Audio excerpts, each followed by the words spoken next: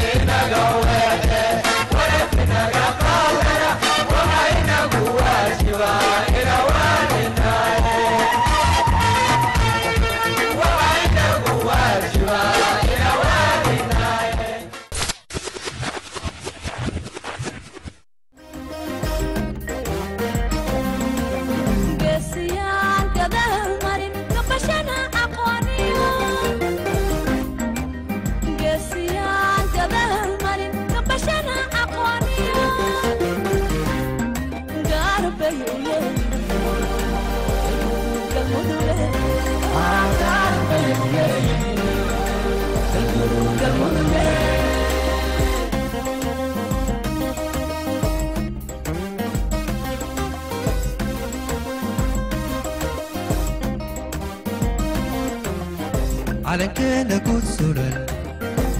kuwa gaarka ka haye ummadka u ahaayo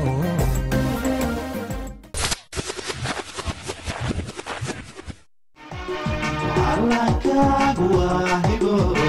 shaqqugu hagoogaane ciidaadu waa hodan cabduha qabeeshe waa haleeladiino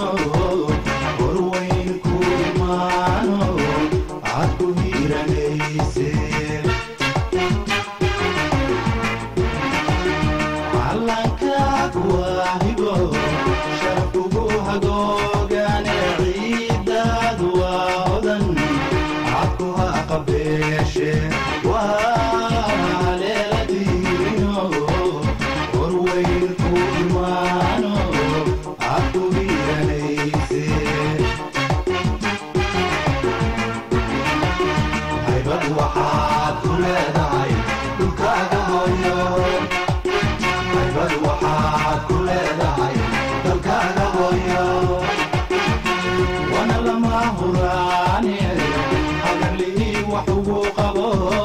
وانا لما هراني أغلي وحبو قبو haddaba heesaha halkaasaan kaga gudubno waxaan u gudagalaynaa barnaamij kale oo aniga oo duqbilow idiin soo diyaariyey barnaamijkaasi oo aad iyo aad u muruga badan haddaba sidaan ognahay dowladda Soomaaliya waxa ay burburtay 1991 waqtigaasi oo ay Soomaali badan adduunka dacaladiisa qaxooti ugu kala yaaceen haddaba dadkaasi waxa ugu nasiibka badnaa dadkii u soo kactimay waqooyiga America iyo Yurub haddaba dalkan Mareykanka aan iraahdo dalkan Canada ayaa waxa ku nool Soomaali aad iyo aad u fara badan Soomaalidaasi oo badi qaxootinimo wadanka ku soo galeen ayaa waxa dhacday 5 sano ugu dambeysay in magaalada Toronto lagu dilo 30 wiil oo Soomaali ah haddaba barnaamijkan ila daawada gabagabada barnaamijka aniga oo isku soo laaban doono This is my brother Abdulqadir Mahmoud. This is my son. This is my brother. This is my son. My brother was not a criminal. My brother was a guy who's trying to start his life. familadan aad u jeedaan waa familadii Soomaaliyeed ee ka soo qaxay dalka Soomaaliya dhibaatada ka jirto haddaba markii ay ka soo qaxeen wadanka Soomaaliya ayaa waxa ay soo gaareen dalka Canada dalka Canada sidaan ognahay waxa uu ka mid yahay wadamada qaniga ee adduunka haddaba dadkan Soomaaliyeed ayaa waxa ay raadinayeen noloshii ay ka soo carreen dhaanto haddaba dadka Soomaaliyeed ayaa waxa ay caruurtoodii kala noqdeen qaar opportunity-ga ama faa'iidooyinka wadanka ka jira qaar la qabsaday iyo qaar aanan la qabsanin oo noqday in ay drugska gadaan haddaba wiilashii damcay inay drugska gadaan ayaa waxa ay noqotay in ay dil iyo waxyaalo la mid ah la kulmaan meedadkaas la wadaad arkaysa waxa ay ka mid yihiin wiilashii Soomaaliyeed ee lagu dilay dalka Canada ayaa waxa ku dhaqan Soomaali aad iyo aad u tiro badan kanina wuxuu ka mid yahay Soomaalida ku dhaqan dalka Canada So I would say I don't know we are very sorry what's happening here sidaas ay taana booliska dalka iyo Somali community-ga waa ay wada shaqeeyaan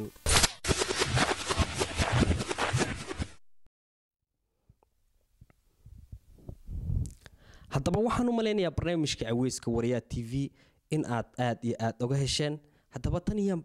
iyo intaan barnaamijkan oo kale aan ku kulmeena aniga oo duqbilow ah iyo waliba bahda Waryaa TV meel walba ay caalamka ka joogto waxaan idinka tageynaa sidaas iyo nabad galyo